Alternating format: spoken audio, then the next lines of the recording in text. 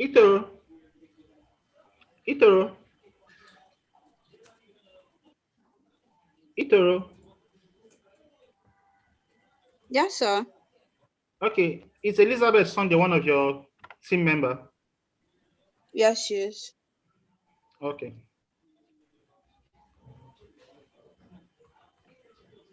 Okay, so Itoro, Itoro. Yes, sir. Okay, you know you are going to start, right? And since you do not have the slide, Destiny will be moving the slides for you. Okay. He's going to move it in such a way that after you finish any slide, you don't need to tell him next slide. Okay. After he finishes any slide, just take a second's pause. He's going to move it. You get what I'm saying? Okay. Okay. You don't need to tell him next slide. Just wait. He will move the slide since you are not moving the slides. Then once he's done, he will bring up his own. Just hand over to him.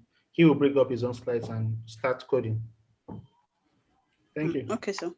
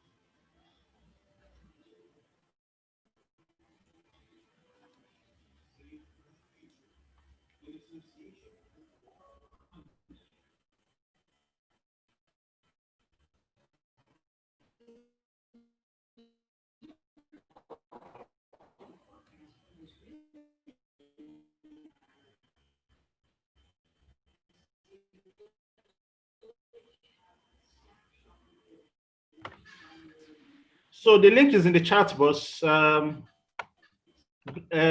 her name? Elizabeth and or either of Elizabeth or Musa can share it with the WhatsApp group now. So we'll wait immediately. It's 3 o'clock. 3 o'clock on the dot. You start.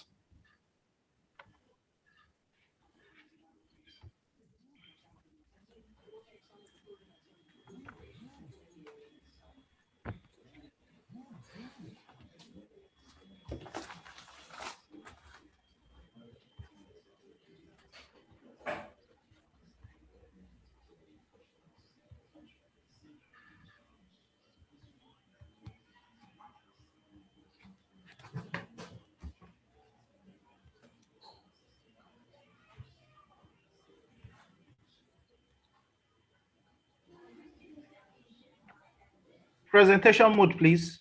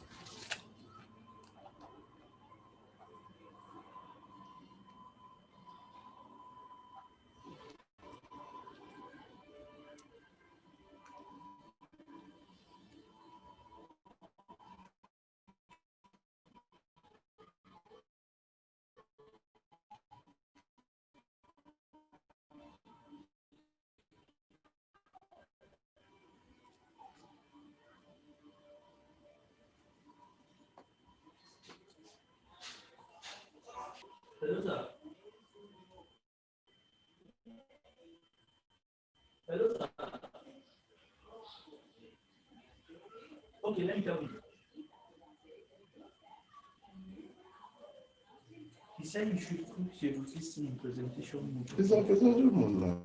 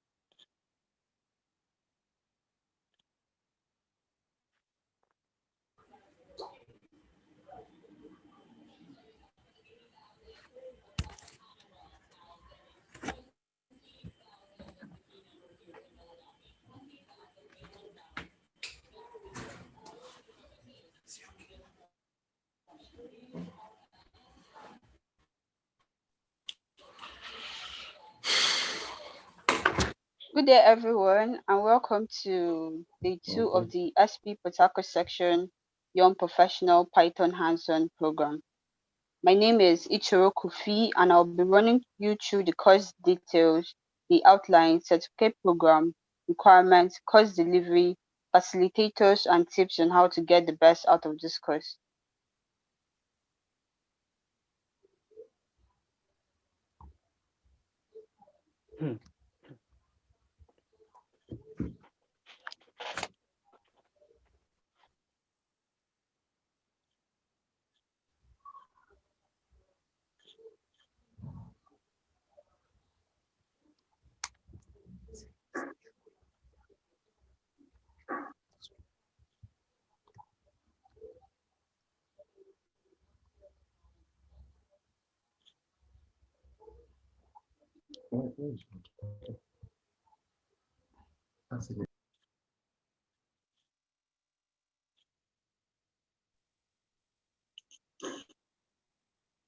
One minute, guys. Let's try and fix the slides.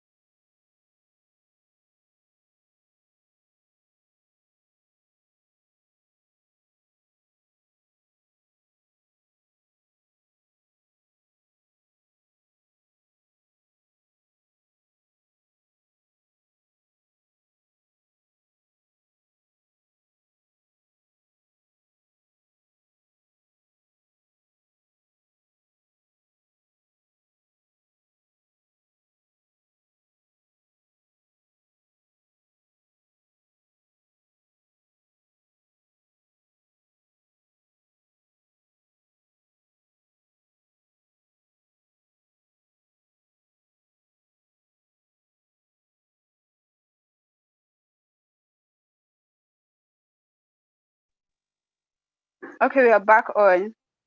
So welcome once again to the day 2 of the SB Port section Young Professional Python Hands-on program. My name is Ituro Kofi and I'll be running you through the course details, outline, certificate program, requirements, course delivery, facilitators, and tips to get the best out of this course. So the Automating Reservoir Engineering and Geoscience with Python course is a free course that is open to petroleum engineering students and professionals all over the world. It is organized by the Society of Petroleum Engineers, Section 103 Young Professional, in conjunction with Petroleum Student Hub. There are over 500 entries for this course from 48 countries. It will span for 5 days from 6th, 7th, 13th, 14th, and 21st of November 2020. The courses will run from 3 to 5 p.m. GMT plus 1 daily. This course aims to cover lessons on material balance analysis, aquifer modeling, production forecast, history matching, and Monte Carlo simulation. This is the course outline for the 5 days of the program. Yesterday, we tried to go through the introduction, and today we'll be focusing on field data analysis with Python. This outline has been posted on the WhatsApp group, and it will also be shared for those of us that are just joining the different groups. On day 3, we'll be focusing on petrophysical analysis with Python. Therefore, we'll be talking about oil material balance with PyReservoir. And finally, on day 5, we'll be dealing with well testing with PyReservoirs.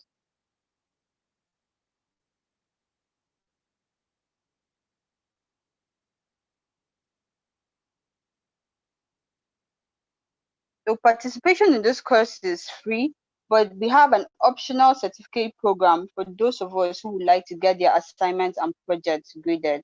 It costs $5, and if you like to pay for this certificate, the links will be shared in live chat and also on the WhatsApp and Telegram groups.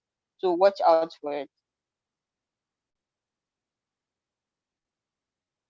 So to qualify for a certificate, one must score at least 70% in all the 3 project assignments, have codes unique to that individual, and attend at least 4 out of 5 classes. Your assignment will be submitted via Google Classroom, and you'll be required to upload your assignment as PDF slide. The deadlines for all the assignments is 12 midnight of the following day.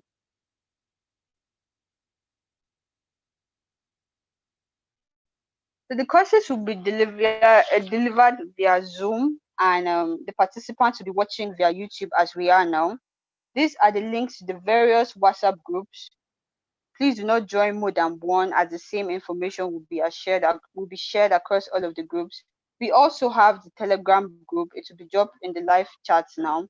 Please ensure to join as well for effective communication.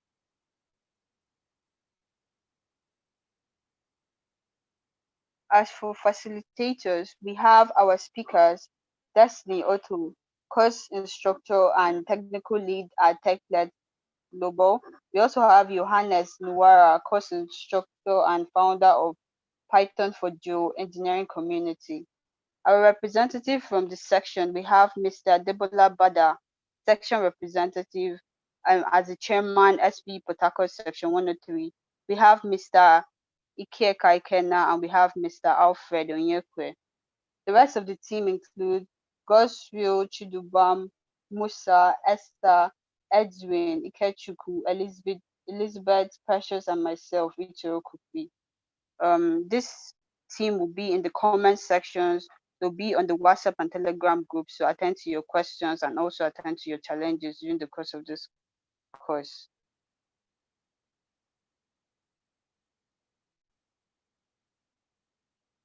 Now, tips for preparation. Time. Make sure to clear your schedule, falling within the date, and to prepare at least extra 2 hours to work on exercises and assignments that will follow this course. Data. Prepare sufficient mobile data for the video streaming of these 4 days. Promptness. Join the lectures early. Laptop. Have a good system with at least 4 gigabytes RAM. Network. Use a good network service provider. 4G is highly recommended. Power. Prepare for power in case your system needs to be charged often. collaborate with others, and ask reasonable questions for clarification. Okay, thank you very much for listening. If you have any questions, please drop them in the live chat.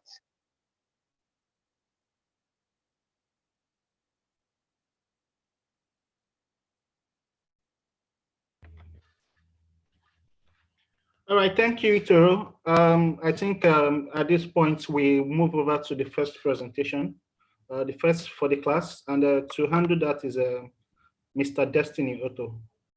Please go ahead and share your screen.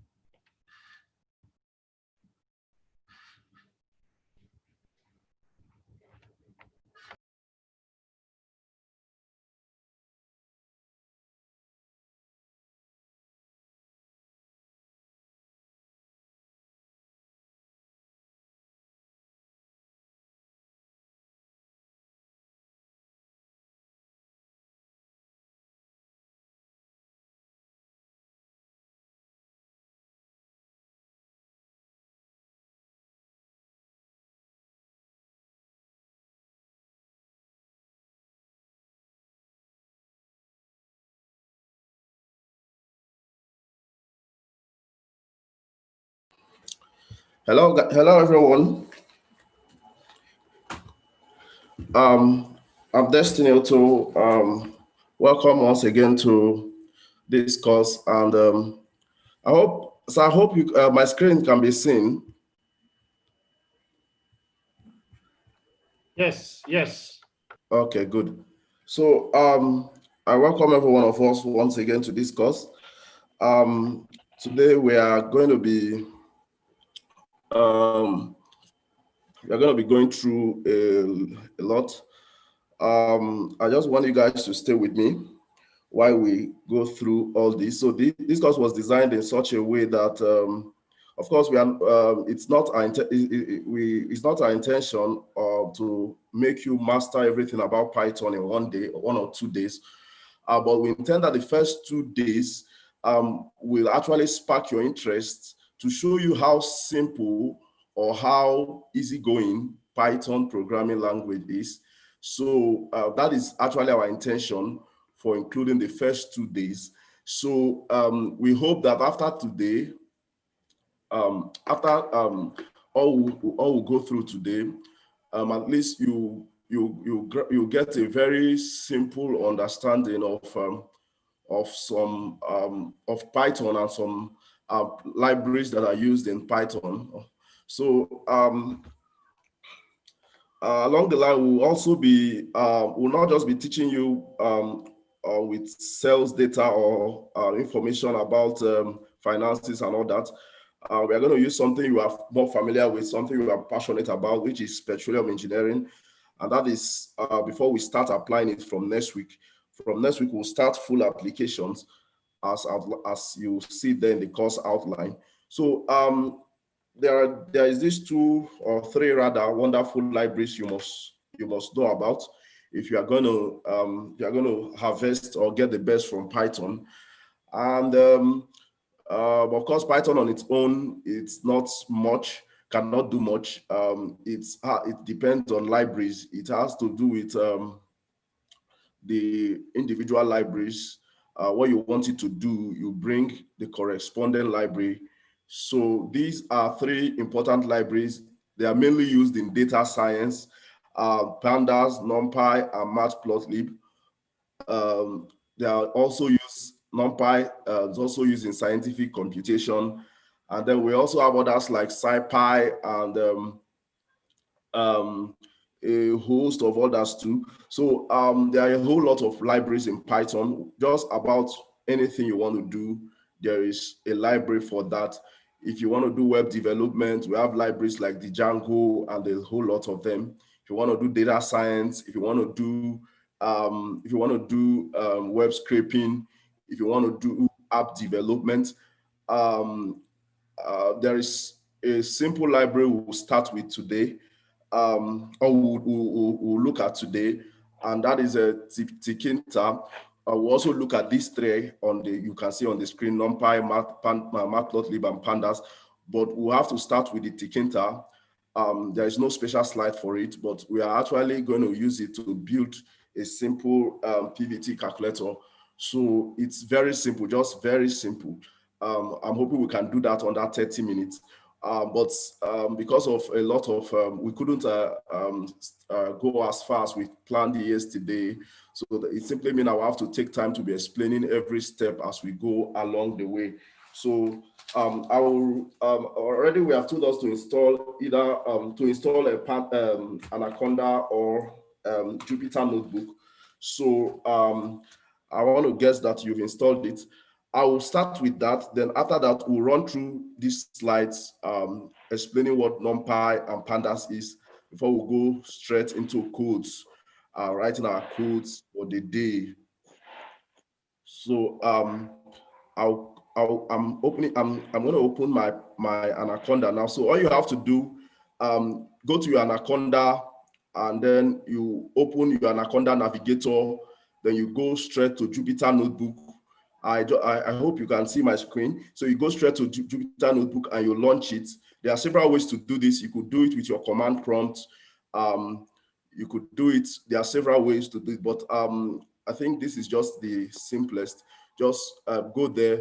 Jupyter Notebook is actually a web-based, very interactive Python editor, both editor and interactive shell. So it's more like combining both in one. So if you click on that, it should give you a home page like this. It's browser based. It doesn't, although it does not use it doesn't use network or internet rather. It's browser based. So here in the home page, all you just have to do is to create. You could create a new file from here, a new Python 3 file, and then when you do that, so you have something like this here. So this is one thing that makes Jupyter very much used for data science, and also for generally for demonstration. Jupyter Notebook. If I write codes here in the editing tab or block, if I write a code here, for example, one equals one.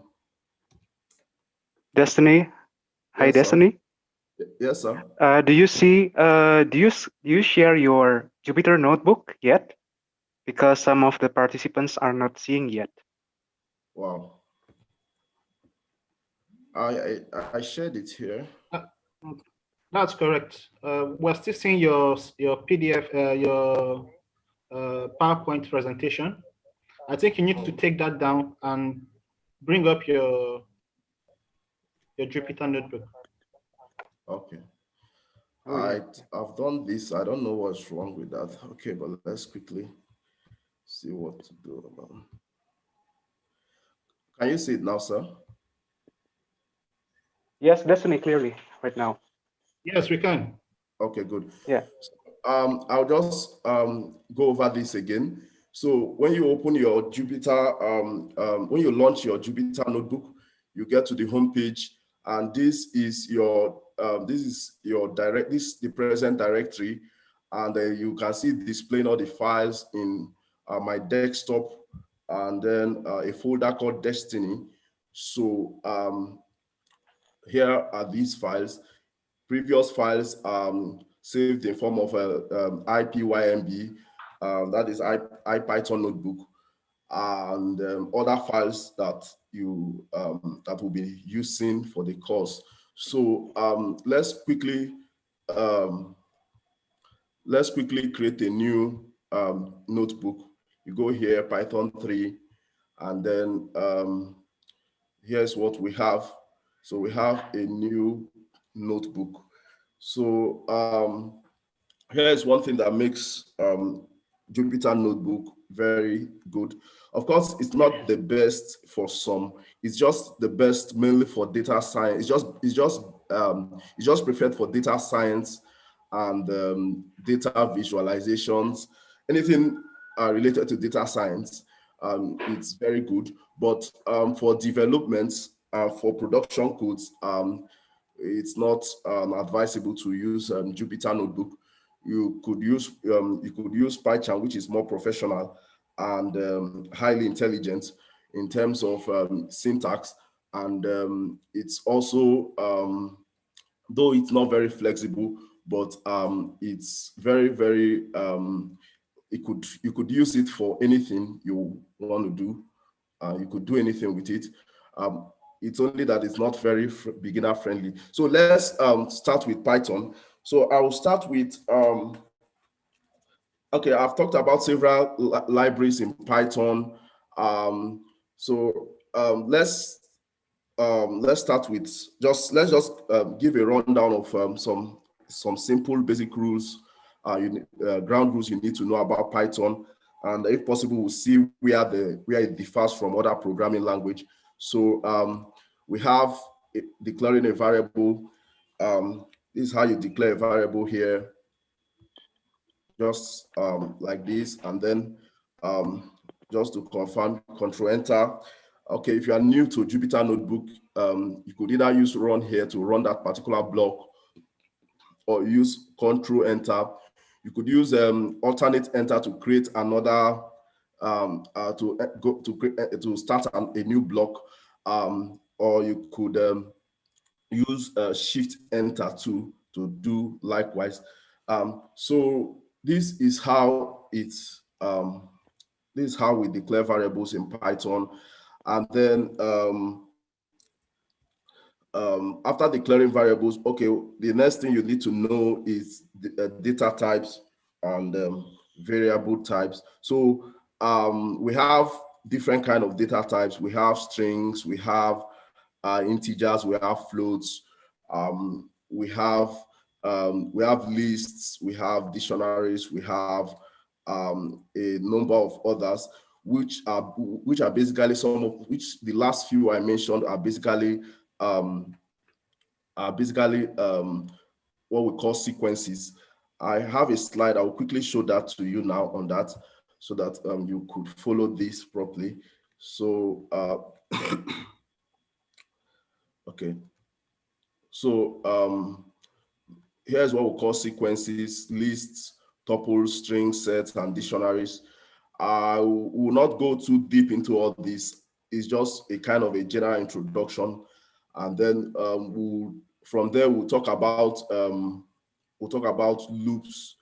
We'll talk about conditional statements, loops, and then we'll talk about functions. Why we need to talk about functions? Because that's I think to me it's one vitally important concept you need to know in programming. It's one vitally important concept you need to know. So we are going to be using it briefly. So I'll just spend the last few minutes now to just show us one or two concepts that we need to know. So okay. So let's do this.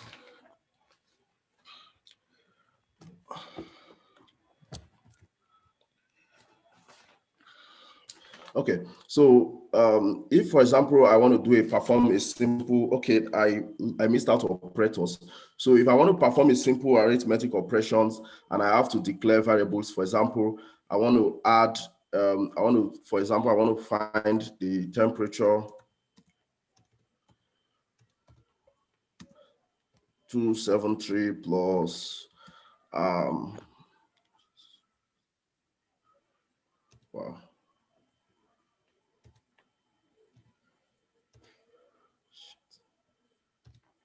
What is this happening? Okay.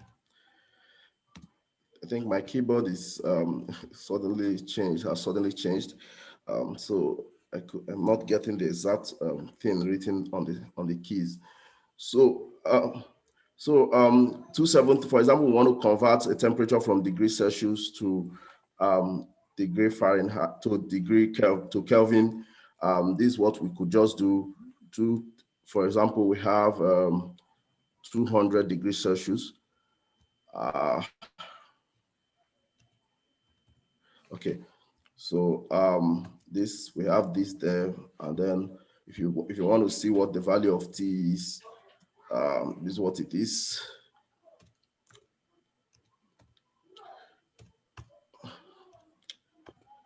So it's just this is just as simple as that. Then let's move forward to the variable types. So we have integers and we have floats. In Python, if you want to declare an integer, all you have to do is just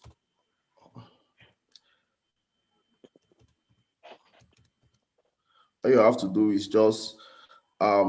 could just use the integer function, which the integer variable type to do that. Or you could, okay, let's just declare this first as, for example, 20, and then we have b to be a float. A float just means a decimal point, a decimal fraction rather. So these are two types, two different types, integers and floats. And then if you add these two together, 2 plus a plus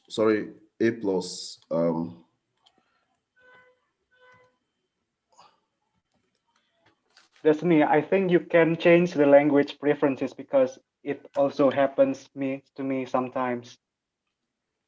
Okay. So beside your signal symbol, at the bottom you see like English right there, and just click the English. Do you see any text English ENG right there? Oh, I guess it's not here. Okay, but let's just see. I think I'm getting used to it. So let's just move on. I'll Yeah. try to do it. Try to get used to it. Okay. Wow.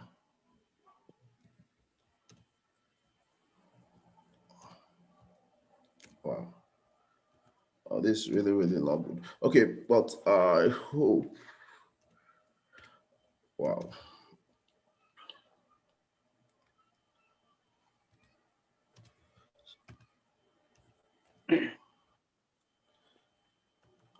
Okay, so this is division.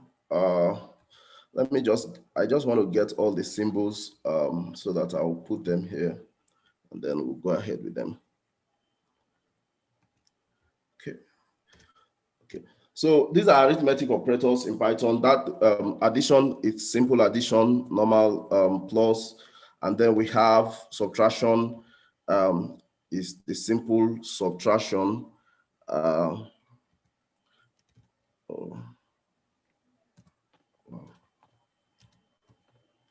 Okay, simple dash. Then we have division, which I've just shown here. Then we have modulo, which is usually represented with percentage. It just simply means division without remainder. That is just taking only the remainder after dividing. So let's quickly use some of them as quickly as possible. For example, we have this A over B.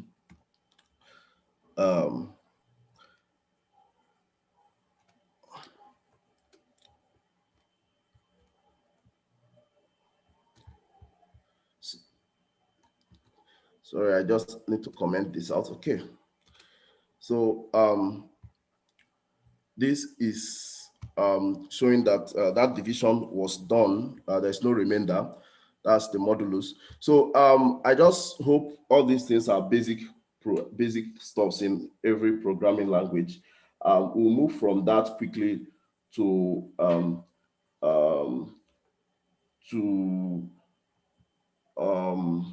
we'll move from there to we'll move to identity operators, and then we'll come back to integers and floats, and then we'll talk about booleans and comparison operators. So let's go to identity operators. So the two identity operators in Python is the two identity operators in Python are is and is not. So if, for example, we say A is B, now, if this does not necessarily mean that this does not, even if A and B happens to be the same, it doesn't mean that A it's B. It's actually a kind of used to specify a particular memory, particularly when we do something like this here. When we begin to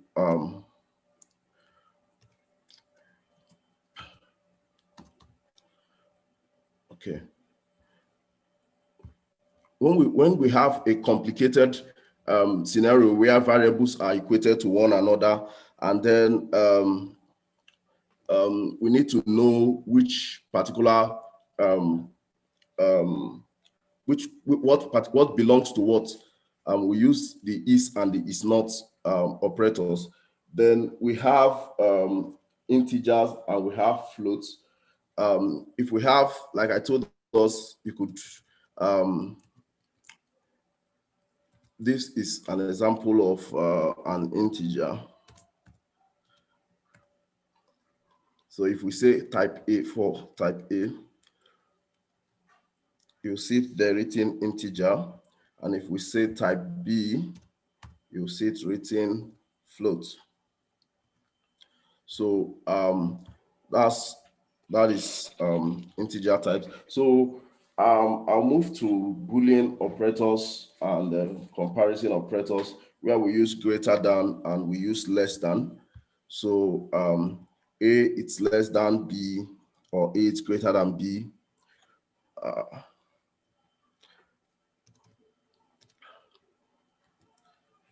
A is greater than B, or true. So you could see from that is true. And then if we say A is less than B, so when we talk about Boolean values, we are actually referring to either true or false value of a statement. So so these are the two Boolean values, true or false. But these are Boolean operators: greater than, less than. We have greater than or equal to, which is this, greater than or equal to, which is this. We also have less than or equal to, which is this. So those are basically what we have there for Booleans. We have equal to and not equal to. So we have now we have this. So we have this: A is equivalent to B. Now understand the difference between A equals to B, and A is equals to B, and A is actually B. A is actually equivalent to B. So this is actually not, this actually is used to assign variable. When we do this, this is used to assign, okay, A from now henceforth it's 2.0, but this is actually a comparison operator when we say if A is the same as B. So they are very different, and I hope you'll see them as we start working on them on this. So I'll move as quickly as possible to strings. Okay, so here we have control, shift enter. So I'll move from as quickly as possible to strings. So strings is one of the sequences we have in Python. Sequences in the sense that it contains elements, a number of elements. So strings, for example, when you want to okay, good. So this is example of a string. when we want to use a particular variable, a particular characters as they appear, we want to use them that way. A string could be words, alphabet, almost anything, just as long as it's enclosed within those two, as long as it's enclosed within those two quotation marks. It could be one quotation mark, it could be two quotation marks. Yeah, when you use triple, we call them doc strings, and it's also different from comments where you use hash like I did here. So these are the very first and basic things you should know about Python. So let's quickly go into functions. We'll talk about functions. We'll start with inbuilt functions, where we'll see we need to use them. That's why we are starting with them. We need to use them. So functions are just they actually codes themselves. We have two types. We have built-in and we have user-defined. So you could write your own function, or for example, we have something like this.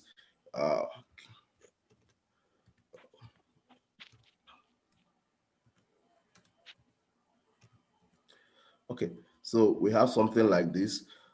It's a function.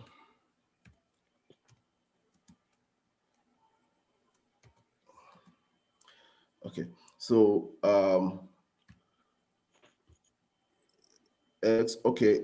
one of the operators I wanted to mention was the raised to power, and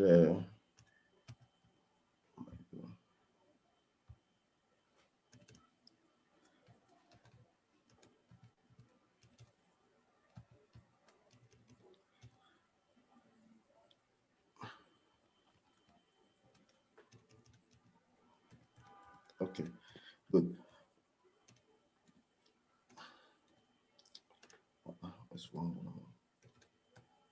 Okay, this? So this is what we used to do raised to power. We used to x raised to power y. So x to the power of y. This is what we used to as the arithmetic operator. That is it, two double asterisks. So if we have a function like this, simply means there are two variables, x and y. The function f is dependent on x and y. So that is basically the concept of a function. All I just need to do, if I was to call this function, all I just need to do is to declare x and y. So I'll show you guys how it is done in Python.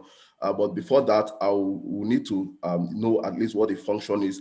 A function is it's actually used. We actually use it a lot here. So examples of some inbuilt functions we'll be using. A very simple example is this one, .title, .upper, particularly for operations on strings. Okay, these are okay, so I will actually tell you the difference between a method and a function just right now. So I know many of you have heard what a method is, but sometimes sometimes you get confused.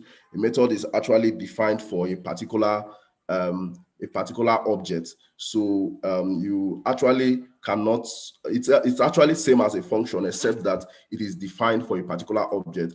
So it's more like the functions that are specified, that are specifically are unique to some objects.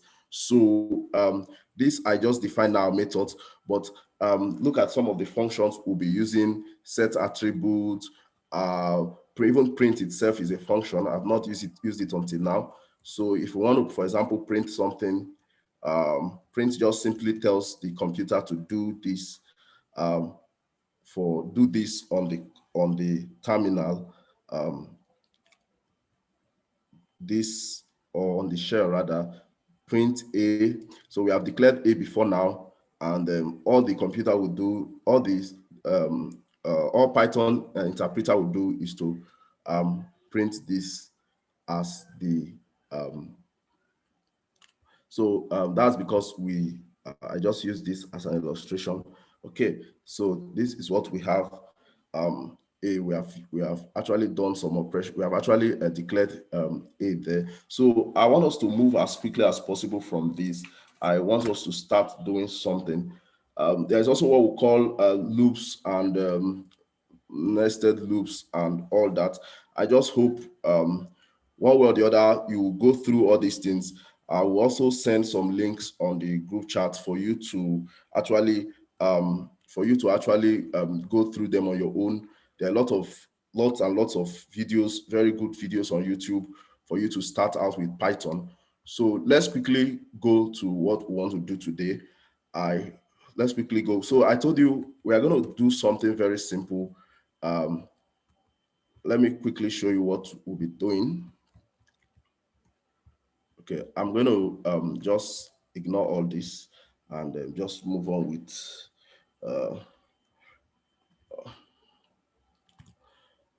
so we are going to be using a simple now Tkinter is one of those libraries that is actually you don't need to install it. It comes with Python, and you don't really need to install it. It's already there. All you just have to do is to import it. So let's import Tkinter. I want to believe this is how you do when you want from Tkinter import. This is how you do when you want to actually import the modules in a particular library. So you use the import function, the import keyword to actually import them. Now this asterisk this asterisk symbol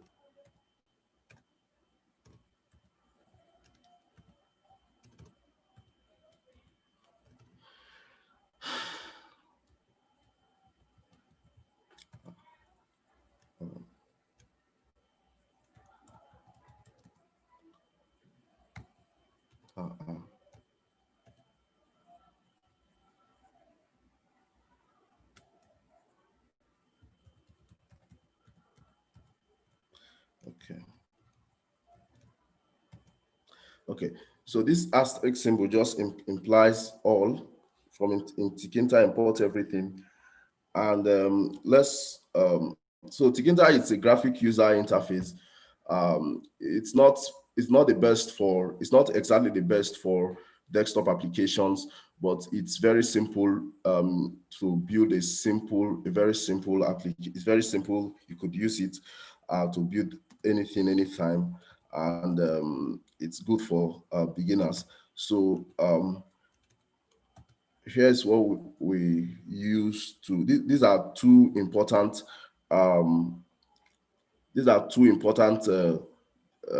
declarations we make in Tkinter. You could actually, it's usually it's a convention to either use root or Windows. So I'll be using window as this as my variable here, and then I will be window equals to TK. So here we have, so this is actually what you do when you want to construct a Tkinter window or a Tkinter layout, and you close it with window.main loop. So window.main loop, and then we have this. So with this, you have, it's as simple as just these 3 lines of code. You have actually created a window, and when you run it, you see that you've created a window. So let's do this quickly. And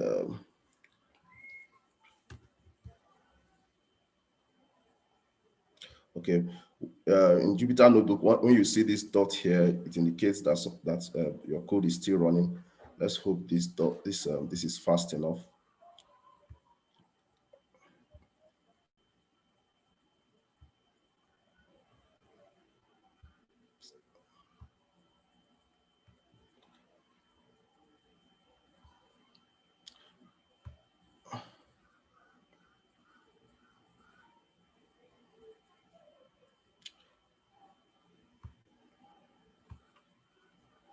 Okay.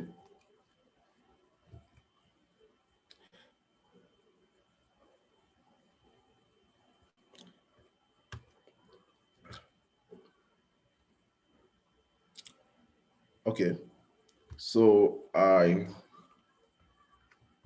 let me just quickly restart and rerun it.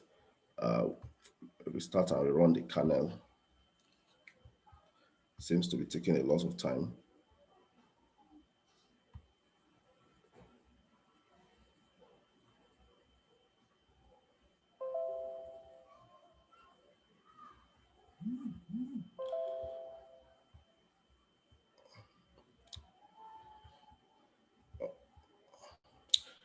Okay, I guess this is actually okay. I guess this is actually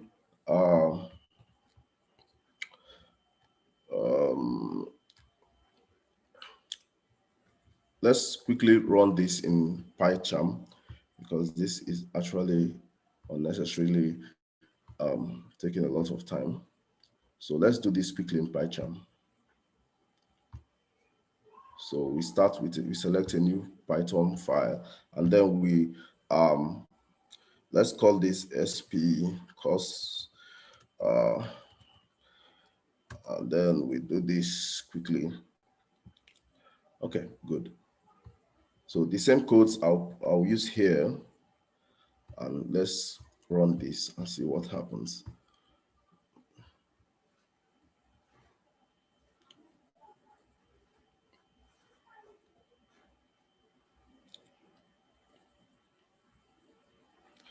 Oh, Jesus Christ.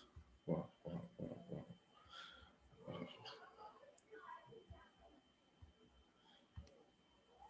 Since Python is not installed, though we could quickly install this, but it's funny. Let's use this again. Let's do this again.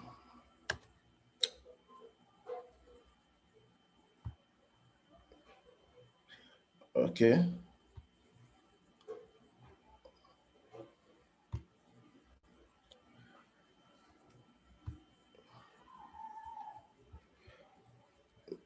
Let me check.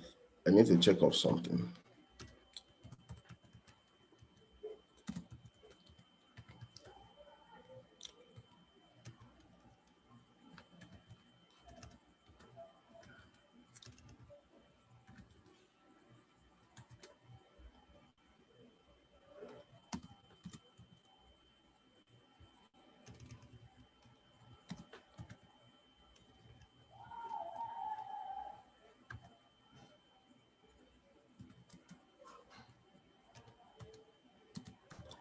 Pandas.3.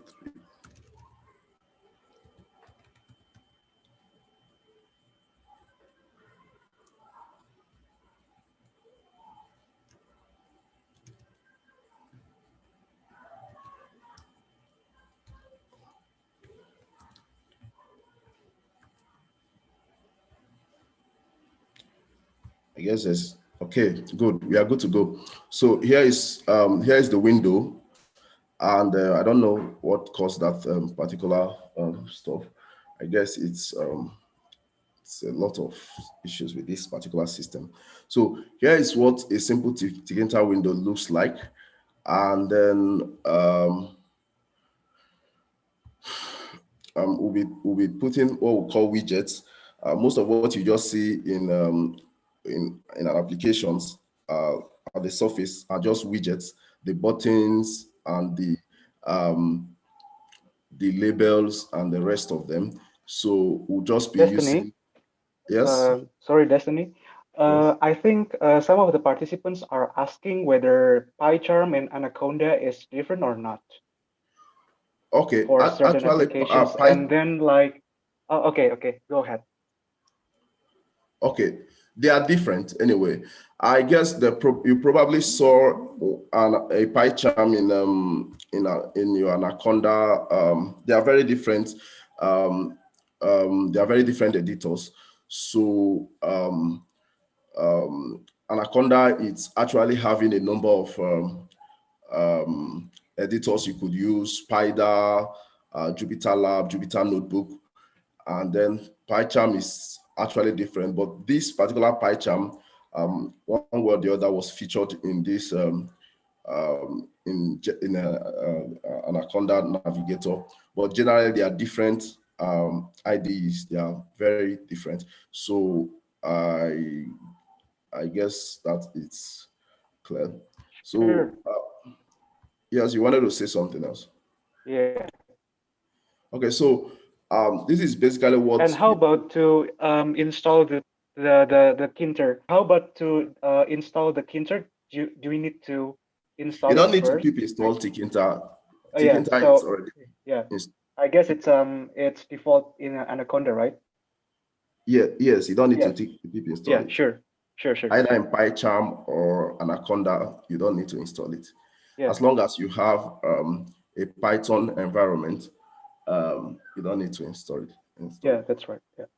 So let's move on. With that, I hope that with this we'll learn properly what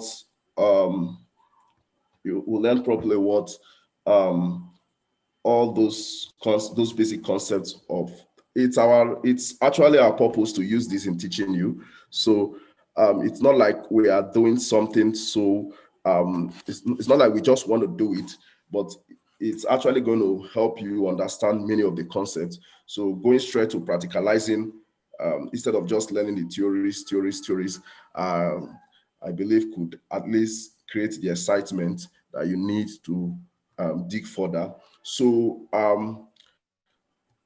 so we are not just learning about functions and all that. We're actually using functions here. So let's see how it works. I hope we'll be very fast. We still have a long way to go in this. So let's move on. So the first thing I want to do is what I call, I want to give my kind of a header, a kind of a title to my little app. So I'm going to use the same variable I used, window, but this time I'm going to apply a particular, um,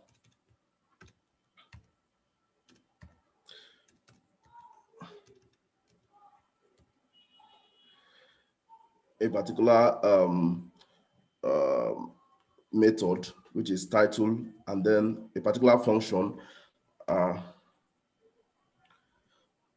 Okay, good.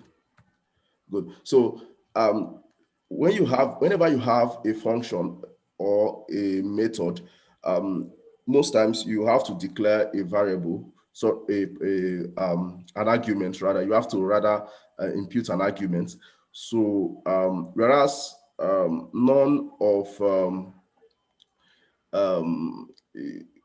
it could be any arguments, and actually it could be any arguments. So each module has specific arguments you have to actually impute. Some of them, those arguments are what actually the functions use in running. So they are just like your x and y in your normal mathematics function I wrote out there. So I'm going to show you how to write a Python function using the def keyword. So I hope we'll do that. So let's quickly do this. For this particular function, we actually, if you look at this, you'll see that there is a default a default argument there, a default value, none. So if you had left it, it will actually it will actually use none. But if we enter a name, for example, we say we have to use okay this. So we say PVT calculator. Okay, good. So when we do this, Destiny? yes, sir. Sorry, Destiny, there's a really interesting question here. So Okay. if we want to run a web application, what do you think we can do that in Jupyter Notebook? Do you have any idea about that? Yeah. I didn't get that. Mm-hmm. I didn't get that, Johannes. Oh, okay. So if we want to build some kind of web application, for example, you want to run a GUI in web application website. What do you think we can do it in Anaconda?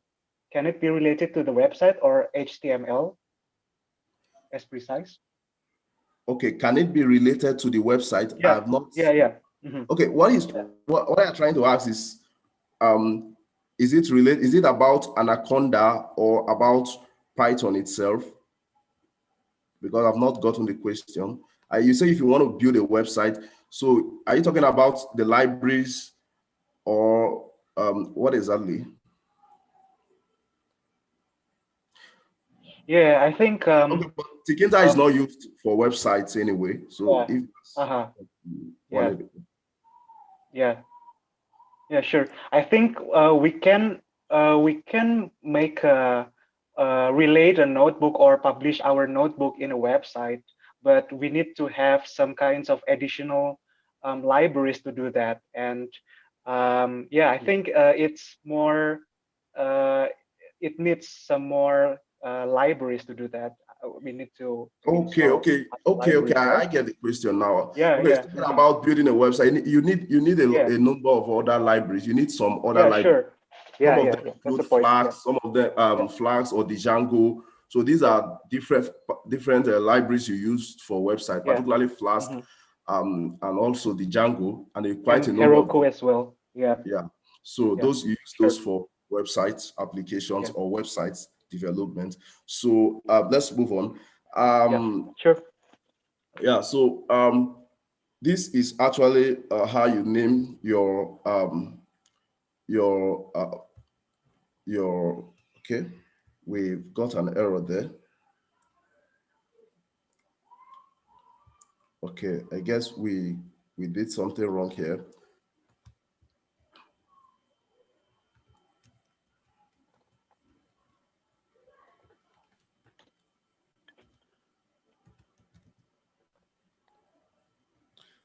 Or we could equally use the MW underscore.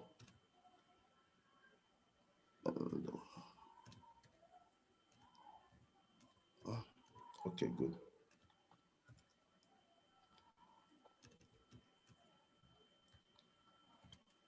Sorry, the WM underscore tile 2.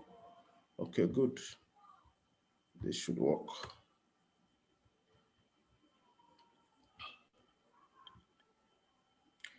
Can't evoke the WM command applications. Okay, so I think we did something wrong here. Let's do this quickly.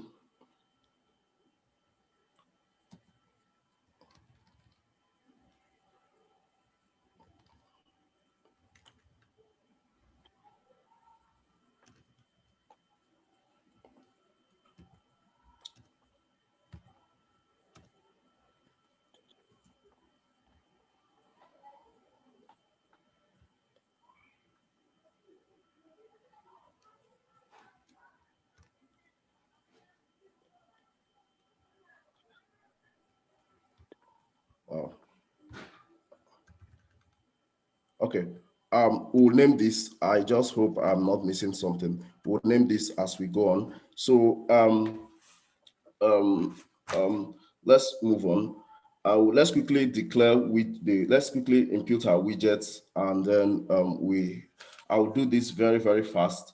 We have our first widget is our first widget. Let's actually declare a kind of a label, and then I will use a variable. So in Python, when you are writing a variable, ensure you start from, there are rules for a variable. You have to start from an alphabet, not a numeric. So if we call our first label L1, so we have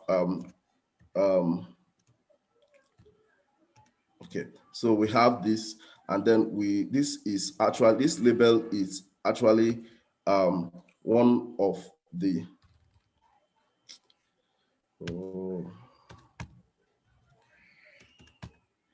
this label is actually one of the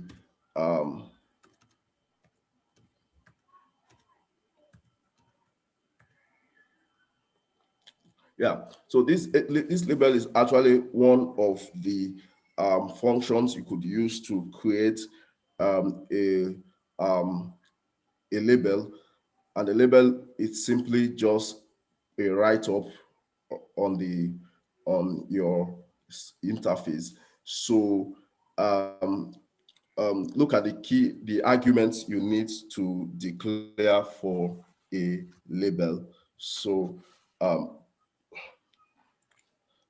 first you have to declare the uh, you have to declare the title of or the string you intend to put as your label. So you have to write the window keyword first, of course. Then you have to declare your string, which is okay. So let's say pressure. Good. So this is basically what you. Now the next thing, this is basically what you could use to create. These are two arguments. So used to create a label. Then we need to, after creating it, you need to place the label with one of these two methods. You could use grid. You could use grid or pack. But we'll be using grid. When you use pack, you are actually not going to give it a definite position. You're going to allow it. You're going to just put it there, and then you allow the size of the app to determine how it will be. Okay, so but when we put grid, we use grid lines of Python 0, 1, 2, 3, horizontally, vertically, or column wise and row wise to actually position it. So we could say row equals to 1, and then we could say column equals to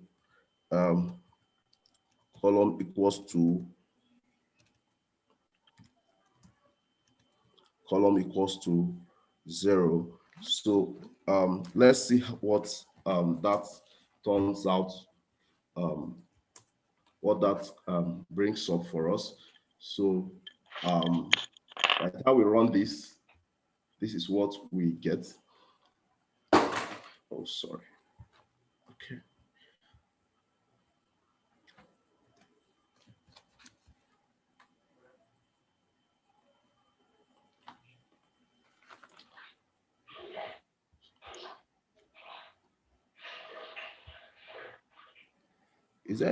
Did we miss something? Oh, okay, I think I see this.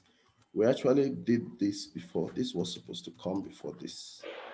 Okay, I think that is why our title keyword was, okay, good. So I'll bring again that our title keyword and mistakenly place that above the window declaration. So let's go there and bring back our title keyword. So window.title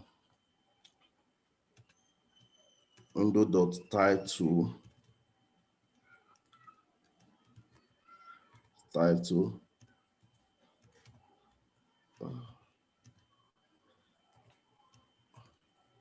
Okay, so window.title, and then let's enter in the string which we intend to enter in.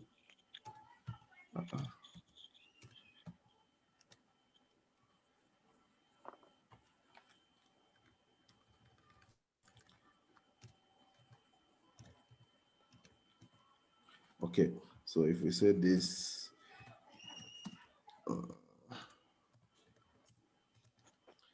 okay.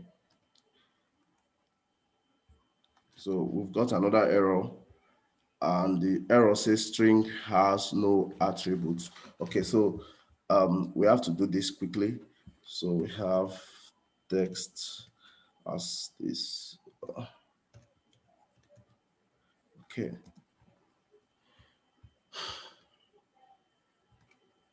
Good. So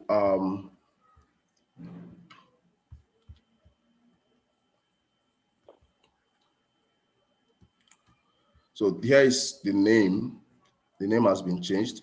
So SPEPHC calculator. So as for our widgets, okay, so we have this as our widgets. We have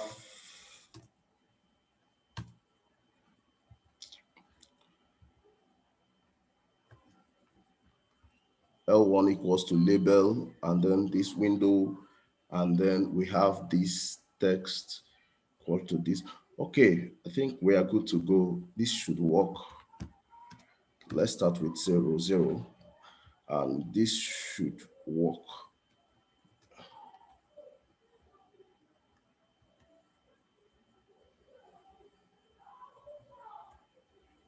Okay, good. So it works fine. You could see the pressure there. If I should extend this. Okay, good. So that is working fine. And I'm going to be doing. So remember I told you these are arguments that this method actually takes, and then there is always a way to there's a way for you maybe through the documentations for you to know the arguments, the particular functions and methods, and then the arguments. So one way you could do that is also to use the directory. I will use it in a short while to show you what is actually how you could actually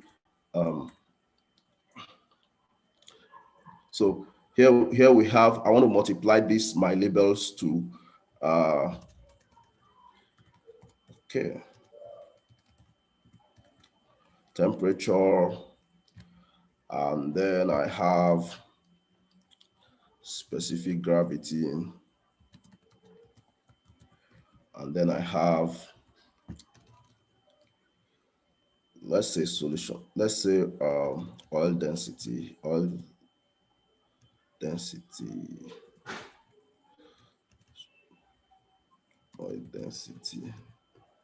Okay, so if you run this now, you get your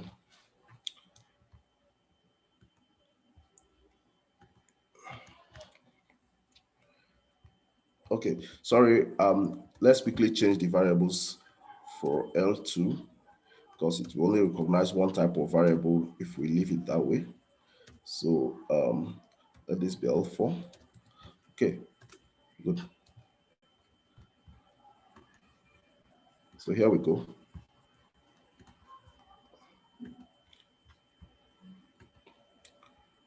Oh, we also need to change the grid, the position. That is, this should be this, and this column should be 1. This should be row 1, and this should be column 1, and this should be row 1, and this should be column. Okay, this should be column 0, right? Column 0, and this should be column 1. So let's do this.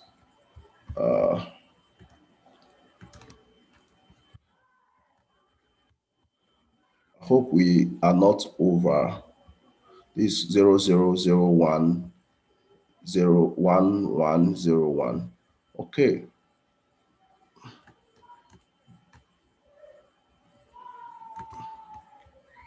Okay, I think we are actually overlapping them.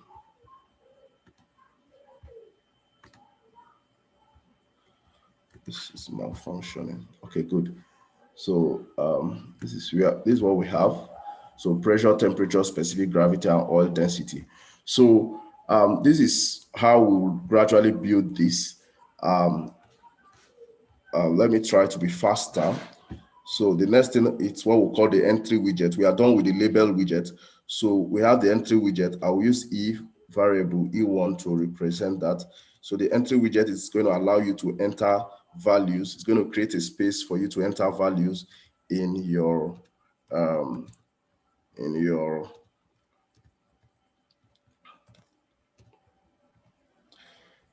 it's going to create a space for you to enter values in your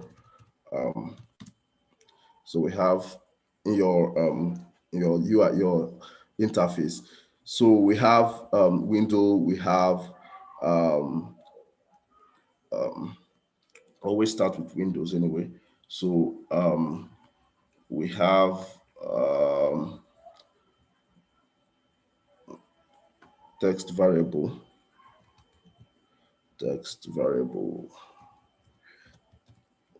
Then we have equal to.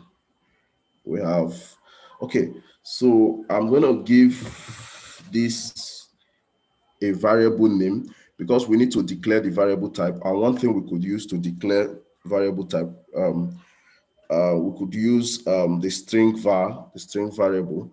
So I'm going to say, let this be a string variable. So let me use this.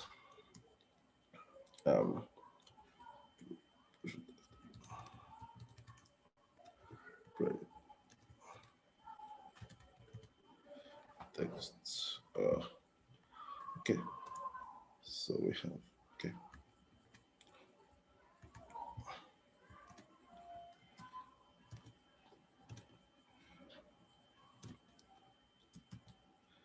Okay, so we have string var. Okay. So same goes for the rest of them. Okay, but let's run this first and see what it brings up. Okay, we also need to position it with the grid, e1.grid, the position of the grid. Okay, so we have row 1.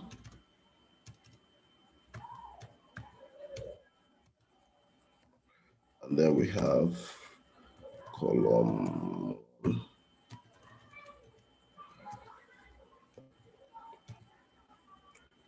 Okay, so let's start with pressure. Pressure is the same. So this will be row 0 with this, but it will take a different. Let me put it at column 1. Let me put it at column 1, and then let's see the grid.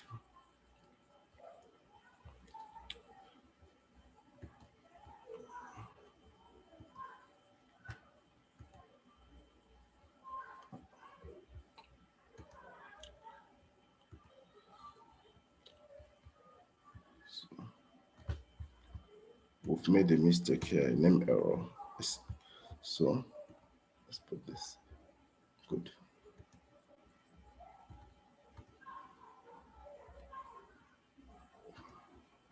Okay, good. So here we have a box for N3. So we have pressure. So we'll do same for other ones. But if you notice, I think you discover that this actually replaced what is supposed to be here. That's the temperature. So one thing you could do is actually to take this off, take it to another column, let's say column 2. So that, let's see. Okay, is that pressure we took to column 2 or temperature? Okay, no, that should be pressure, temperature. So, okay, good. Okay, good. So we have something like this. So we'll do this very fast so that we could get to the back end. It's more like the front end. You could take your time to build yours into whatever you like. Let's get temperature here.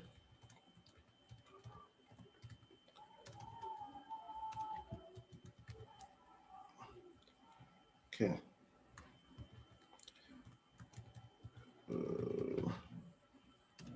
Okay, good. So, once again, we'll change this row. I want to put it in the third column. Yeah, that will be column 3, right? And then we want to change this to E2. I want to change this to E2. Next thing, let's quickly do this for 4 of them. Okay, so we have E3, then we have E3. Okay, we'll have to change the row this to 1, and then this will be row 1, 2, and then this. Oh, I think I'm actually missing that. That is 0. I haven't. Okay, good. So we have this temperature text. We are good to go. Then this is actually specific gravity test. Specific gravity text. Then we have this string for to specific gravity test.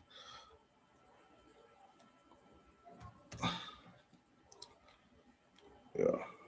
So this is row 1 and column 3, and this is row 1. Okay, so this is E3. Let's make this E4, and then let's make this E4. So then we have row 1, and then column 3. This is column 3. It should be column 1. And this is column 3. Okay, so I think we are almost good to go. Oil density text, and then we have oil density text. Good. So let's see how this works. Okay. We've got this as good, being good. So I'll just add a few more things, like 4 more things. I'll add buttons, and then I'll add I was thinking I'll be able to add a list bar where we could. Okay, something is missing here, right? And that is one of the labels was not entered in properly. So column 1, that should be column 2. No. So. Hey, Destiny, may I ask a question? Go ahead, please. Yeah, so one of the participants are asking what is the use of declaring string var brackets. Well, okay, actually, yeah. Mm-hmm. Okay, it's actually used to declare when you use string var, you actually allow anything here to actually convert anything entered here to a string. I have a reason for that. You could say, okay, why don't we just leave them as figures? But I have a reason for that. I was hoping that we'll be able to build a kind of I was hoping we'll be able to build a kind of a message so that it will not just be like a bug in the program, that if someone mistakenly enters something and then the whole program crashes. So I have a reason for that. I also hope to introduce the .get method where we'll use it to pick out only what is necessary. So you could actually put in wrong things here, and somehow the program is intelligent enough to pick up. But that is not to worry. That will actually deal with that hopefully before you actually see why that. But for now, just know that your program isn't working. Nothing is working. It's just there. Let's quickly put in buttons. Buttons is another widget you have to put. You can add to your PVT. So let's do this as quickly as possible. I'm going to use B1 as my variable to store in my, I'm going to use B1 as my variable to store in my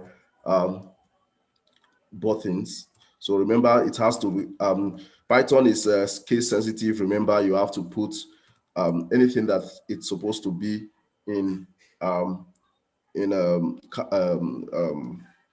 uppercase. Remember to put it in uppercase. So we have this. Okay, so that is actually my my first button. So let's do this, and then window we have you could, this has variables you could add. Each one of them, each one of these labels, they have arguments. They have more arguments than I'm actually specifying. But I think that is, we could actually use height, for example, height, width, and there's also one other argument, which is actually the command. That is actually what you use to connect the function of that particular widget to the back end, so or to the functionality. So that particular argument called command is actually what you could use here, but we are not yet, we are still building. Let's hope I do this quickly. Let me hope I do this quickly, and then we go from here. So let's go. I want to put a text on our button. It's one of the arguments you could use. Text, we have view all. So okay, let's have a button like calculate bubble pressure.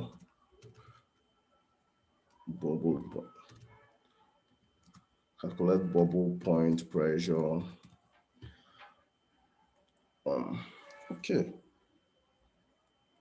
Okay, let's just, calculate bubble point pressure. Okay, so we could actually specify the size, the width. For example, this, we could the height, the width, for example, we could specify 10, and then the width.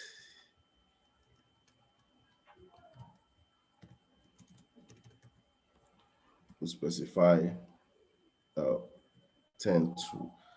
So let's leave those commands. If we use the available commands, you don't have the available arguments. You don't have to enter in all arguments before it works. So this runs several times faster, more than I actually clicked it.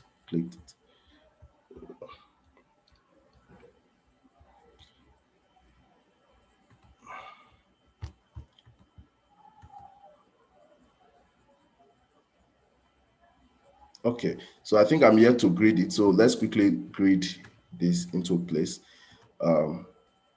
Let's quickly grid this into place. Okay, let's use B1 dot grid. If you don't grid it, it doesn't show. You have to grid it into place. B1 dot grid row.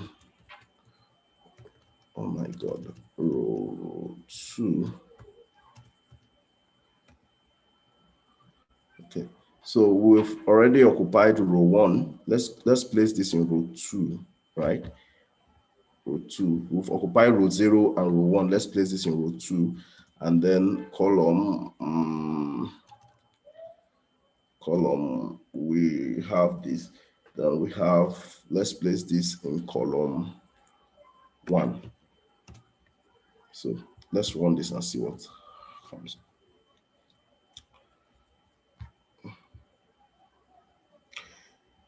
Good.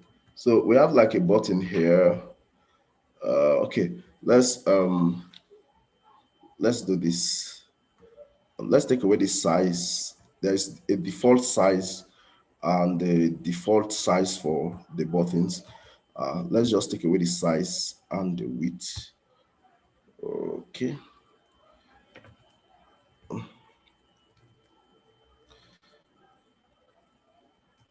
Okay.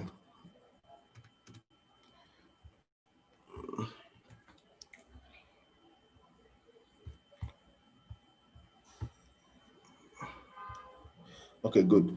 You could see the button here. And then let's do this.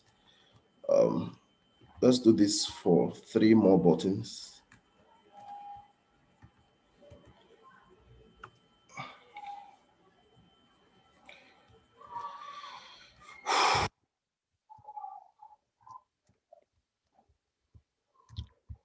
Okay, so we have row 1 for the button, row 2. So we could put this in row 3, and we could put this in column 1. Okay, let's put this in column 3. I have a reason for that. So I have a reason for that. Let's put this in column 3. I will show you why. We'll stack them all in column 3. So this will be in row 3, and let this be in row 4. And then let's quickly do this. I think this will be the last widget we'll have to add so that we could go to writing our program. So this is row 3, and this is row 3. Row 4, button 4, and then this is button 4. So here we go. Okay, so we have 1, 2, 3. Okay, one is overlapping. Okay, I think this is it 4, and here 5. And I want all to be stacked on one another. So I'm going to be making this also for column 3. So let's see this.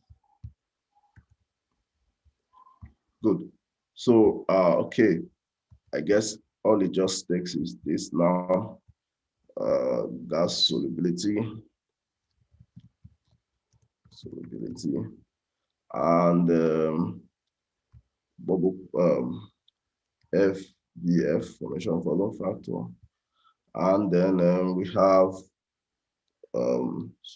solution gas oil ratio. Okay, we've done that. What other parameter is left? Okay, let's just have cancel, close the window. So this is what we have. Good. I think I will move them to this other end using the column. I'll move them to this other end using column 0, 0.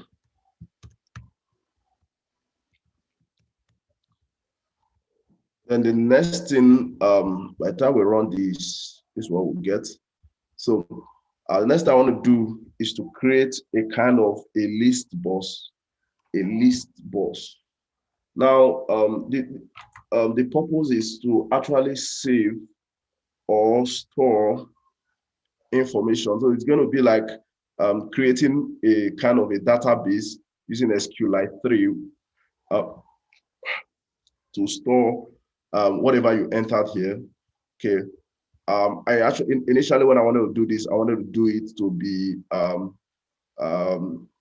components of your gas of natural gas, methane, and the rest of them, where you have to enter, you have to use a drop-down list to select C1, C2, C3, or the rest, and then you enter in the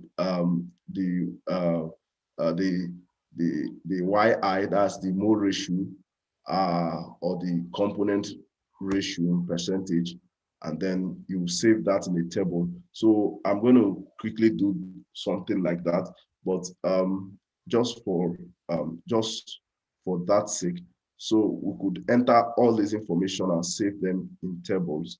So I will do this now. So I'm going to use a list bus for this. Let's say list 1. Okay, I forgot to. Okay, we'll use that later. So let me use L1. List starts from L. So L1, I might need to create another one. That's why I'm calling it L1. So list, and then we have Okay, we've gotten label L1 already, so we could use just full list. Good. Since we've used that for labels already. So we'll use this. Okay. So let's go list boss. List boss.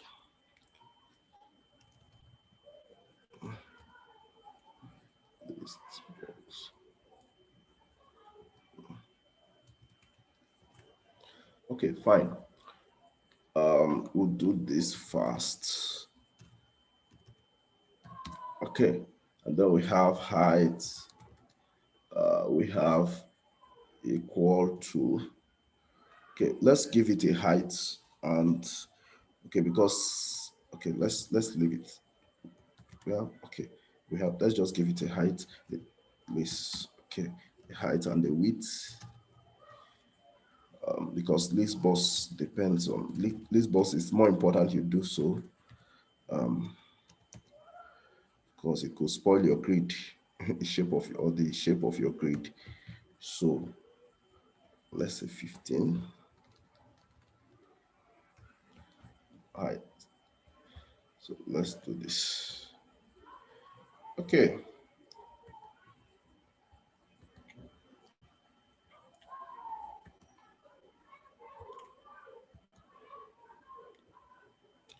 Okay, so you see, I'm here to grid it. So it's not gonna show yet. So let's quickly do this. List one does grid. When we grid it, we actually place the position. Actually give it a position. List one dot grid. So we have row equal to 2. Okay, let's put it at from row 3, column 2, column 2. So we have this.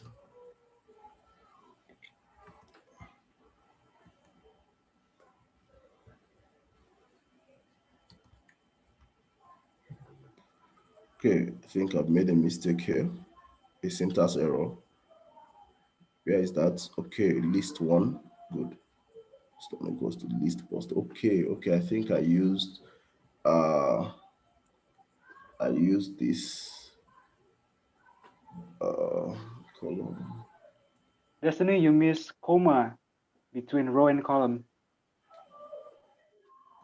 You spot that? I didn't get that. Comma. Between the row and the column. Row equals 3 and column equals 2. You missed the comma there. Okay, thank you. Yeah. So that's it. So we have yeah. So this is your list, boss. Don't worry, it looks scattered, it looks messy, but we're going to do something about that. There's another argument we call the row span or column span. So this is actually going to span through columns without actually affecting the positions of other widgets. So let's span through 3 columns at the same time and see what happens. Comma again. So quickly, let's do this.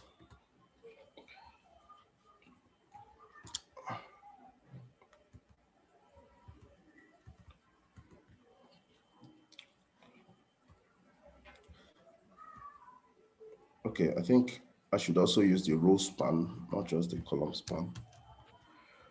The row span, that's actually the row we are spanning through, not the column. Okay, so I didn't start from up here. And let's also span through the column. Okay. Okay, so let's also span through the column. Good. So let's move on.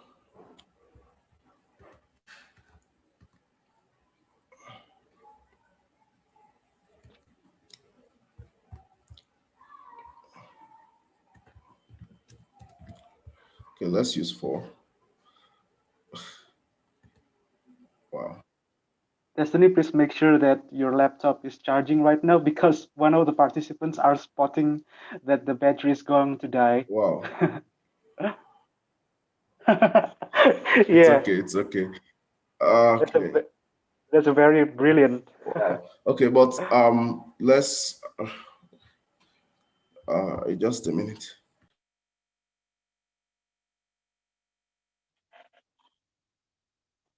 Sure. Wait.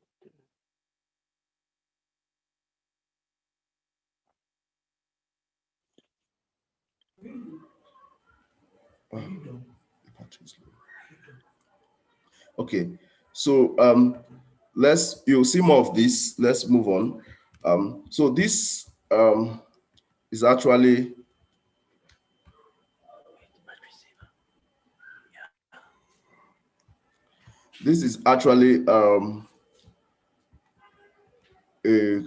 I will actually increase the size now, the width and the height. Let me increase the width. Let's use 30. Okay, it's looking more like it. So basically this is, I think we should stop here because of our time. We could actually build more of this. You could just take your time to, it's more of an art. It looks more like an art. So you could just use more of this. And then all it just takes is actually finding the arguments to each of these functions and methods. So I want us to go straight to writing our programs. So I'm going to first project a slide so that after which I will create the back end, the function, what that actually does, and then what actually happens at the back end, and then we'll connect it with the what is happening? Destiny, I have one question. Okay. Could we possibly create some graphs inside the Tkinter GUI? Create what? Like it's like I want to build a graph of gas solubility and then plot it. Yes, Yeah. sure, of course, of course. Yeah. You actually can do that using using text box. You could actually do that. I So see. I think it's more of an issue with the back end. So it's just about what the function does, particularly. Sorry, what the command does, or what you actually entered. I think using matplotlib at the back end as the command, and then you have to now fix the plot to that particular box you have created for it. So that is basically what it is. You could actually do that, and I wish we could do that now, but I'm not sure. But for that, do we need to use matplotlib, or the Tkinter has its own plotting if you are plotting, plotting then you have to use functionalities? matplotlib, but not at the front end, at the back end. Oh, I see. Yeah, I got it. Okay. Yeah. Yeah. So I want us to write a back end for this, but I thought I hope we'll be able to go through NumPy, but I can't understand what is happening to my slide. Can you see the pictures here? Can you see pictures here? Yeah, clearly. You could see pictures here, right? Not exactly. Wow. It said the picture is not displayed. I think it's corrupt or something. Okay. Is it showing before? Oh my God. It's not showing here. Okay. I think I have a backup slide here. Okay. I can open it in I'll WhatsApp appreciate group. if you can. Sure. Give me 1 second.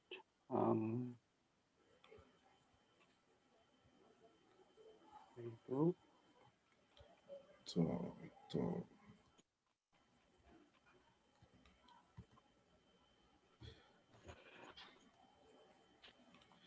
Wow. Shit.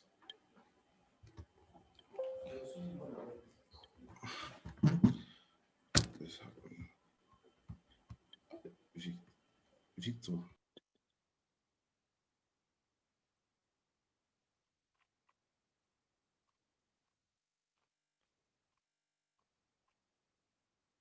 Oh, I think I don't have yours here already.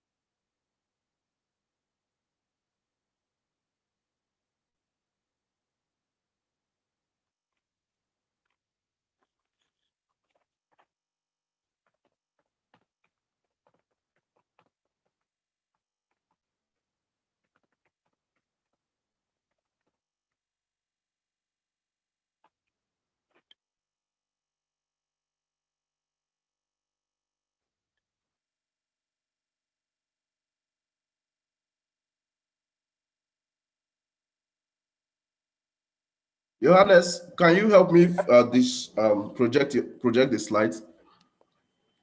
I'm not seeing any right now. Okay.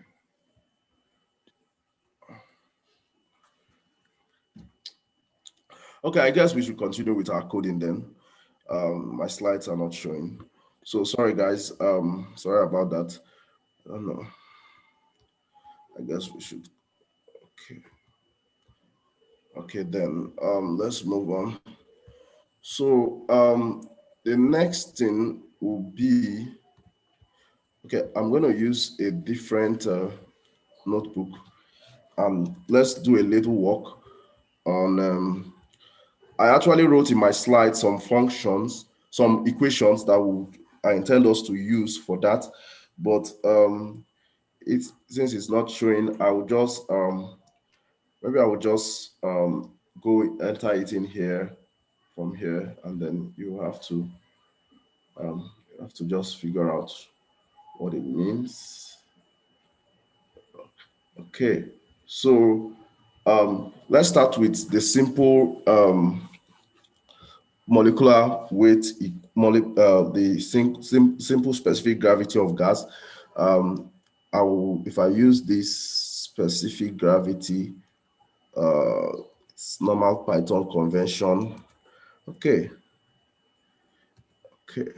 Specific gravity, it's equals to apparent molecular weight as divided by 28.96 or 28.9. Okay, so all it just takes, if I have to first declare this molecular weight. Destiny, I think you haven't shared your screen right now, because I don't see any notebooks showing. I think you've been disconnecting the slides and then. Okay, I'll do that in a moment. I'll check on that now. Yeah.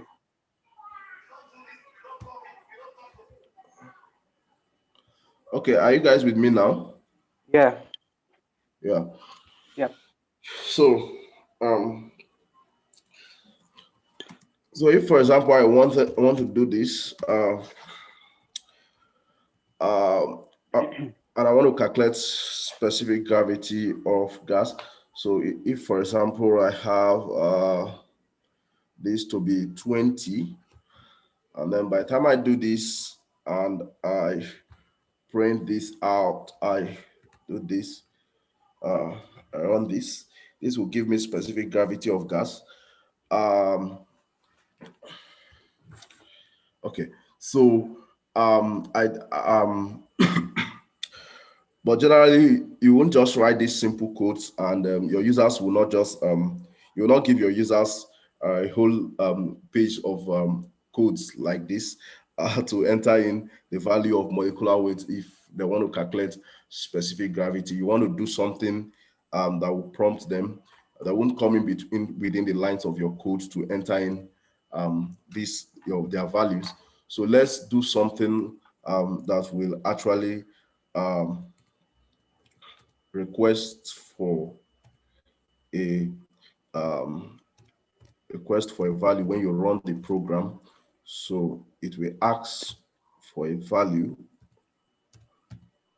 Okay, so please enter the apparent molecular weight.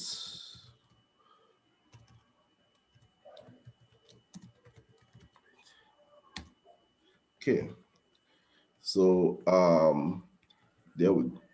Oh, shit.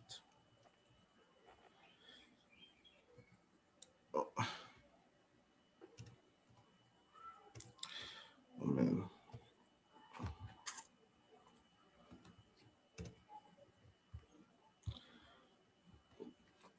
So when you run this program, you could see asking in the interactive shell, please enter the apparent molecular weight. And so if I enter 34 here, okay, so I have not declared the variable type. So let me quickly do that. I could do that with float.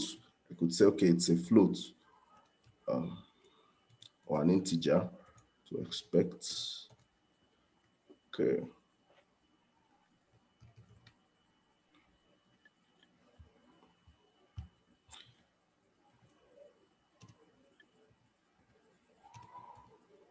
Okay. So if you put in something there, it gives you your answer. So that is basically a very simple, a very simple stuff using the input function. And we use the float because most times this could be, it's not, you don't just use an integer, of course, because this may not always be, and it will not always be an integer. So if you use an integer and the user enters, if you use an integer and the user enters a float here, he will actually get an error. So if I enter, for example, 19.5, oh shit, what happened? 19.5, which is a float. I think your battery is running out right now. I think it's better to connect to the power.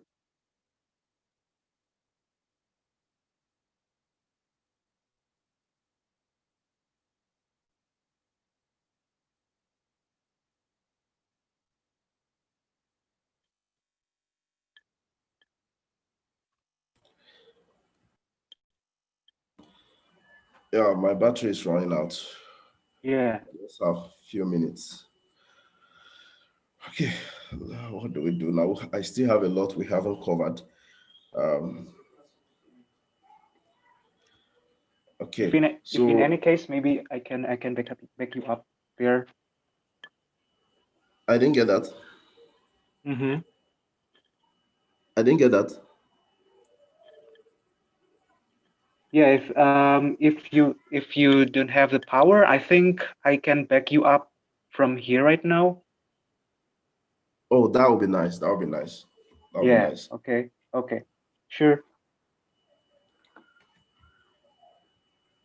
Sorry. It's okay then. I guess over to you. Okay. So over to you now, Johannes, or do I just continue for a little while? Oh, do you have a power there to connect to your laptop? Or you don't have the power? Okay, it's not available now, no power, so I guess. Oh, okay. So I think I can take over from right now. And do you have any additional devices there to see the comments in the YouTube so I can see what is going on in the chat screen right now. It's okay. I'll just use my phone. Okay, sure, okay. So here we are discussing about the apparent molecule. So we are talking about the calculations, right? To produce some PVT properties there.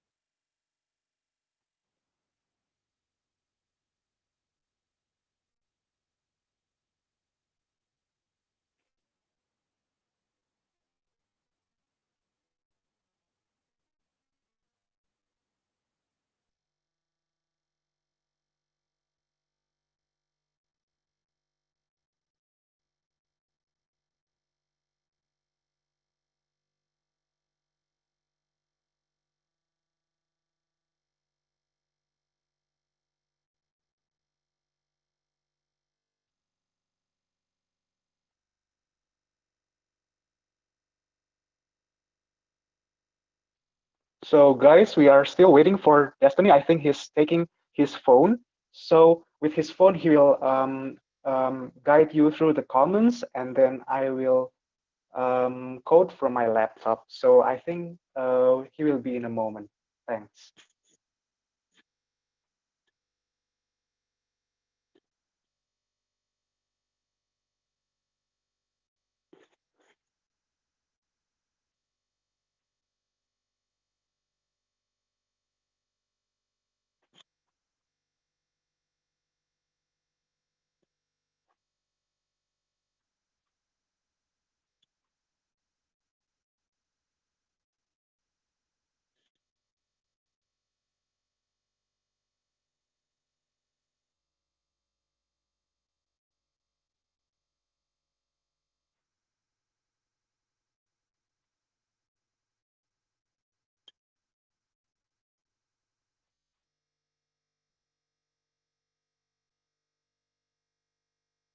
So guys, I think you are already looking at my screen, right? So if you are seeing right now, you can say yes in the chat, so I can confirm it's showing right now. Would you please say yes in the chat feature, so I can confirm it? That's will be fine. Actually, I have seen my screen right now in the YouTube, so I can continue from right now. I think generally we are discussing right now on how to calculate some properties of PVT, and I think I want to continue the discussion about how to use NumPy, Matplotlib, and Pandas because these three libraries are important for you to learn before you are moving into some applications in your domain. So I think I can use my PyCharm right now an account there. You can just follow. I think you'll understand from this. Commenting in the YouTube, I think I'll do my best to cover that. So first of all, if you are seeing right now my screen, I can import those three libraries in my system right now. So you can type like import numpy SNP, and then just import matplotlib.pyplot splc, and then you can import pandas as PD. Well, presented these three libraries yesterday.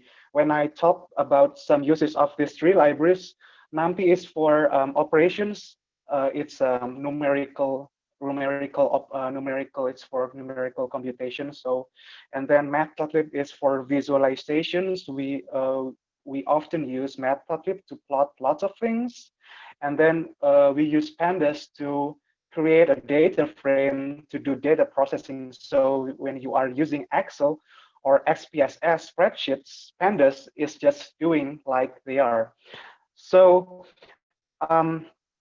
when you are starting with these three libraries, I think you can just start like, well, import NumPy as NP. NP is a variable, so you can name it as you want. For example, I want to name import NumPy as something, and it will be fine. So it's just a naming on the library itself. Okay, so I think I'd better to name NumPy as NP back to normal, and then I can maybe create an array. So the way we create an array with NumPy, it's by typing NP with NP array brackets 1, 2, 3, for example, 4, 5, and then,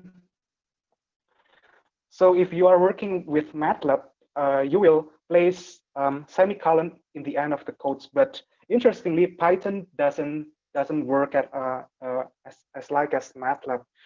You don't need to place your semicolon in the end of the script, so it's really easy to code in Python in this way. So you don't have to care about whether I have put my semicolon to ensure that your code is going right. So if I print A, it will show us the results here. Okay, that's pretty simple. And then maybe you want to make an array that works from certain number to another number. For example, I want to create an array from 1 to 5 with a step of 1. So we can use this using linspace. Linspace is a function from NumPy to do so. So I can do this like 1, 5, 1. So it will give me the array that works just works like that. So if I print A, okay. So oh, sorry. So there is a difference between using linspace and arrange. So the difference is of linspace and arrange is that if we use linspace, we create an array that in certain case, for example, you want to produce an array from 1 to, and you want to produce 50 numbers there. So if you print A, you will see 50 numbers from 1 to 100. Okay, I think you get this. This is really simple. And the difference with arrange is that when you are using arrange, it means that you want to make an array that's from 1 to 100, for example, but you want to make that array so that it will give us an array that that has a certain for example, will print us this 161, so that the step is 30. So the way we are using this NumPy to produce array is very often in lots of operations. And then maybe I can also do some operations in this particular array. Maybe I can use, for example, like 1 to 100 for 50 numbers, and then B and fill in space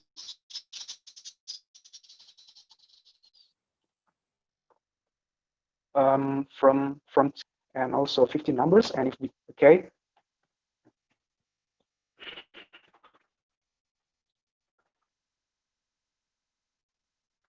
So it will give us the result of the summation.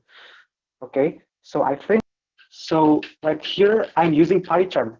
Okay, and I just make sure that the audio is great, and maybe I can go from here. Like, for example, I want to generate a certain random numbers.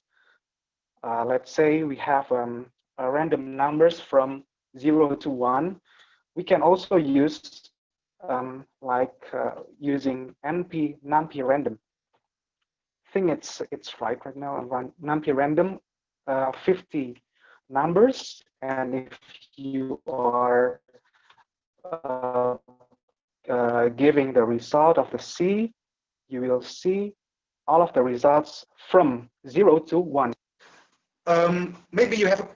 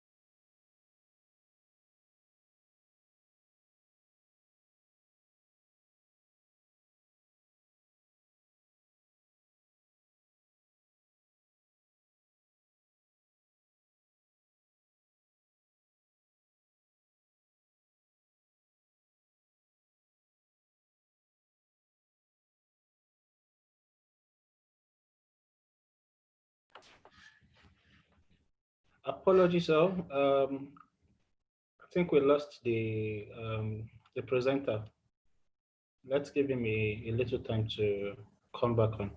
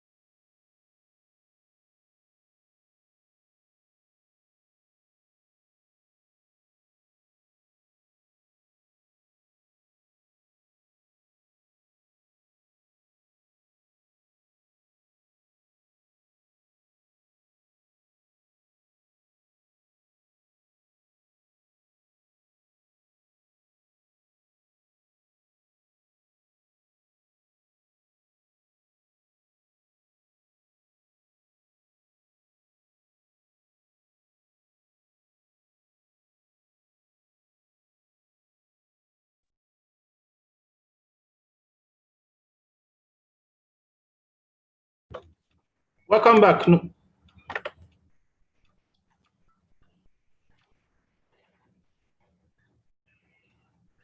Okay, so you have the floor.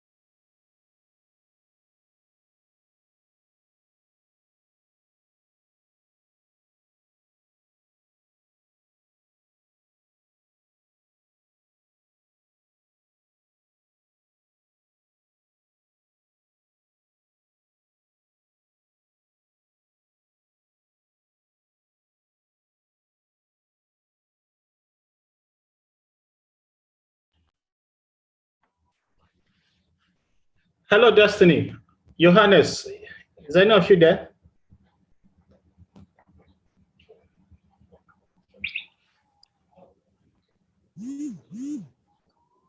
Hello? Hello, sir. Okay, I can hear you, Destiny. It's like Johannes' screen is frozen. Oh, okay. So,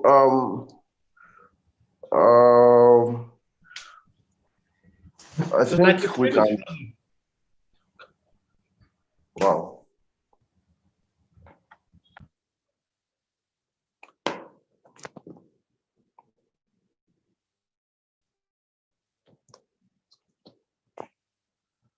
So,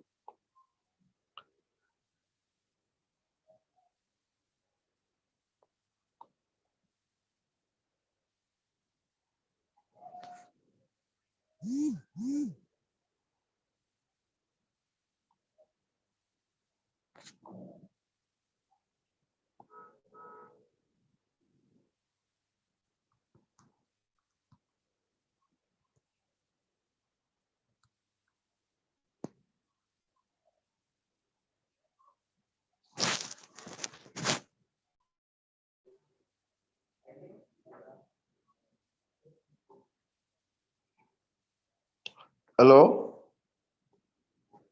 Hello, sir, are you there?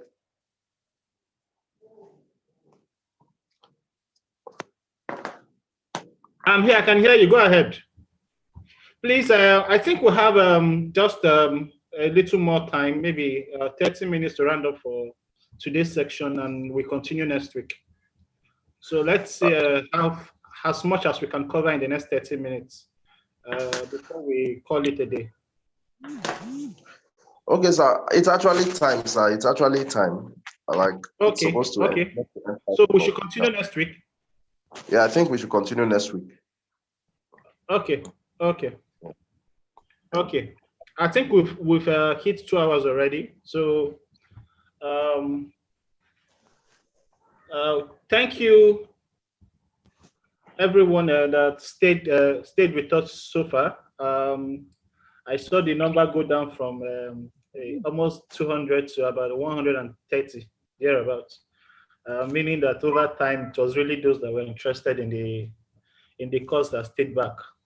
So just keep tab with the WhatsApp groups. I'm sure there are assignments for today, and they will be put out there in the WhatsApp group.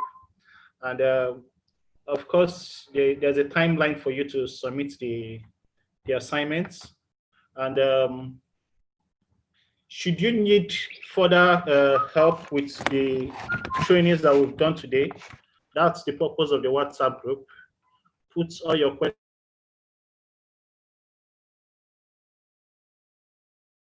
questions, your concerns. If you have challenges with any of the applications, installing any of them, or any of the lines of codes, or any of the fundamental steps that was undertaken during the course of this training. That's the purpose of the WhatsApp group. Put it there. Johannes and his team, Johannes, Destiny, and their team will be there to assist you while we go on, and we resume the section next week with Johannes' section on Friday. So I think with this, we'll call it a day, and we'll continue the dialogues in the WhatsApp chat group, and see you. Hopefully, we'll see you again next week Friday to continue with this training. Thank you very much. Thank you, Destiny. Thank you, Johannes. Truly, today was an improvement, a huge improvement from what we had yesterday. We're hoping that by next week we will have more improvement on this and get it to the point where we want it. So thank you, everyone, and we look forward to seeing you. We look forward to seeing you next week. Thank you.